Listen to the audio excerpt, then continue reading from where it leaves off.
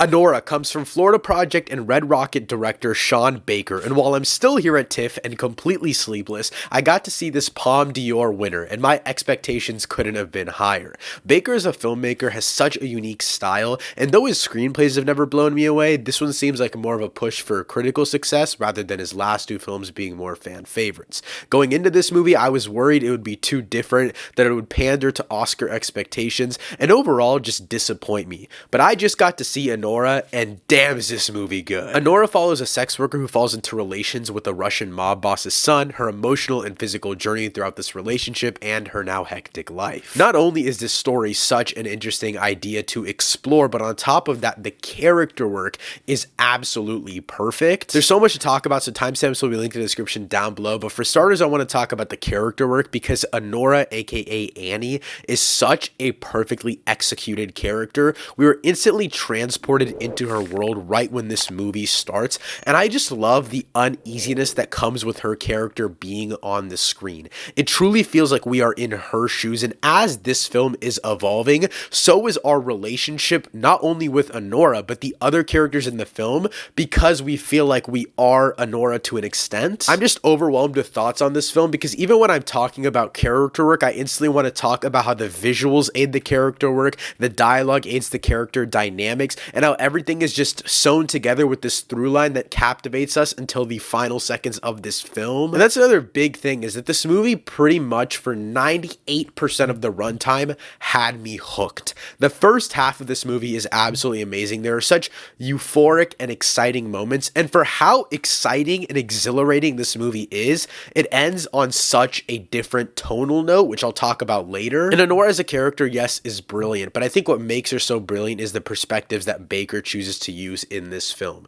We are pretty much just following Anora for the entire runtime of this film, when I do feel like we could have explored other characters. I'm glad we didn't, but there was definitely opportunity to kind of expand the horizons of the story that was being told. But I think telling it from just Anora's perspective made it 10 times more claustrophobic, and just overall truly made you feel so engrossed into the film. I'm going to talk about more comparisons later in this video, but the first half of this movie's pacing feels so akin to Good Time. This feels like a Safdie brothers film. Not only is it because, yes, people are just yelling at each other the whole time, but the way that this film is shot is brilliant. And also just the way that the story is paced, and you go from beat to beat to beat, everything evolves and kind of builds up in a Safdie way to me. One of my favorite things about this film is how it blurs the line between what our characters think. This is the only main story thing I'll talk about because it has so much to do with the core premise and the story catalyst. And like I mentioned before, this idea that Anora and this guy are falling into this relationship because of a transactional deal of her and him. The fact that we start like that and then we slowly come closer and closer and closer together, to which at this point at the end of the movie, we don't know if Anora is in love or it's still a transactional thing, if she still just wants to party and drink and do drugs and have this crazy lifestyle, or she truly just wants to be with him and actually cares about him. I love that this idea of love is such a blurry idea, and it's an idea that no one is able to really put their finger on. I talked to a bunch of my friends after the screening of this film, and we don't really know what the ending of this movie is. We don't know what it means for the character, but that ambiguity isn't necessarily something that disappoints me. It's something that really excites me to talk about with this film. And I want to get back to talking about Mikey Madison because this might be one of the best performances of the year. Her energy in this movie is so palpable, and I'll be using that term a lot, especially when it comes to the thrills of this film as well,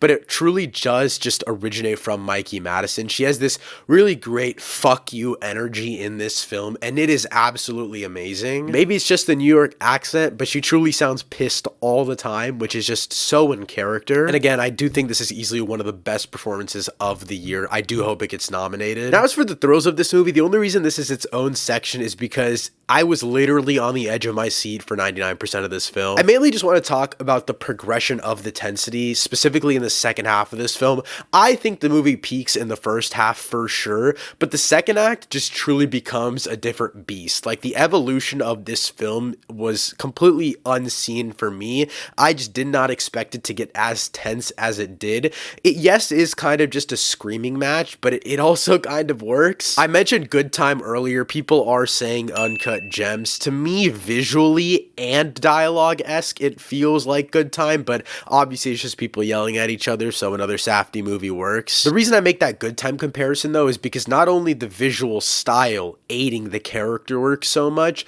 but both of the protagonists in both of the films have this level of uneasiness going into the final moments. You truly don't know what's gonna happen to them. This movie is absolutely hilarious as well, which I just was not expecting at all whatsoever. My entire press theater was laughing. The accents are super funny. They're just like Russian mob boss accents, but they're hilarious paired with Mikey Madison's New York accent. The character dynamics are also perfect. The supporting actor is so funny. And again, I think it's all just because of a great screenplay, great chemistry, and just a very nice and interesting premise that rounds out the whole thing. But the final thing I want to talk about is my small problem with this movie, and that is the final half of the film. I do think this one goes on for just a little bit too long. I believe it is about 2 hours. I think it could have definitely been trimmed down. Not necessarily the ending of the film itself. I think the ending is absolutely amazing, a perfect tonal switch, and I think that this movie evolves in such a great way.